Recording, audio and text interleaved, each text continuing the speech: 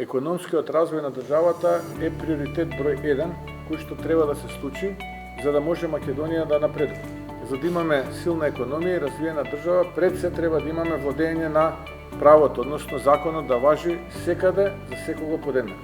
Тоа за жал денеска не е така.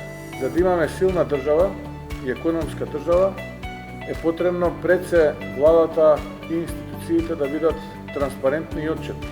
Еден од тие проекти кои што ценам дека треба идната влада да го направи е озбилна рационализација на државната управа и институциите.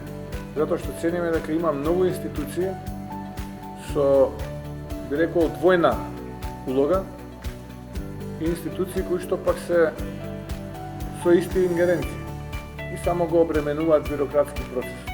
Многу ќе вложиме во дигитализацијата. Имаме намера сериозно тука да направиме чекор напред и ценам дека Министерството за информатичка технологија и администрација треба да биде Министерство за дигитализација, кое што озбилно ќе се занимава со дигитализирање на држава, со што ќе се олесни и вашата работа, ќе се намали можноста за ситна административна корупција, а со тоа ќе добиете на динамика и интензитет во работењето. Не ја гледам суштината и потребата од вице-премиер за економски прашања, човек или функција која што повеќе има аналитичка улога отколку нешто кое што е суштинско, имајќи предвид дека имаме ресорно министерство. Данокот на добивка да биде намален и да биде скалест до 5%. За реинвестиран се разбира 0. Проблемот е општо гледано дека луѓето и граѓаните се сплашени од сегашнава држава и моментална состојба и единствен спас им е да избегаат. Они дневно бегаат, да не кажем сигурно 50.000, што може не ги знаеме на месечно, на годишно, на колку се заминуваат. Јас зборам искрено само сега за овој дел, пошто сум тука во општина Петровец и сметам дека вие како градоначелник перфектно се вршите вашата работа, али мораме да најдеме начин како да ги задржиме и граѓаните, да не излекуваат веќе од државата, да им дадеме што е можно повеќе работни места и повисоки примања. Сега точно е дека сето тоа е врзано со политиката и со владата сегашна, али сепак да најдеме начин колку тој момент. Што треба да се направи во државата? Значи да се направи систем да функционира. Ако не функционира систем, следеќа. Општината има буџет колку што има и дава се од себе за основните работи да ги покрива.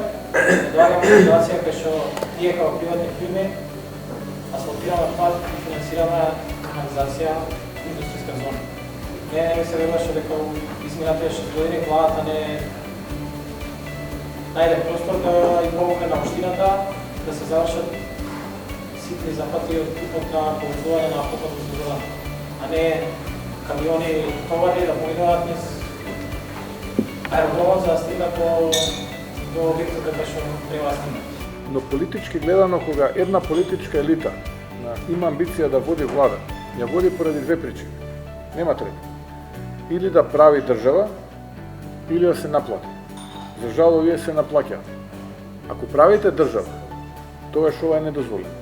Но за жал кај нас, еуфоријата од пред 30 години, кога оваа држава стана независна, па до ден денеска истрпе многу политички битанги, кои на грбот на народот се богата и се наплаќаат од сите партии. За кратко од денеска ќе биде, ако ништо друго, барем политичка гарнитура која што има намера озбилно да прави држава.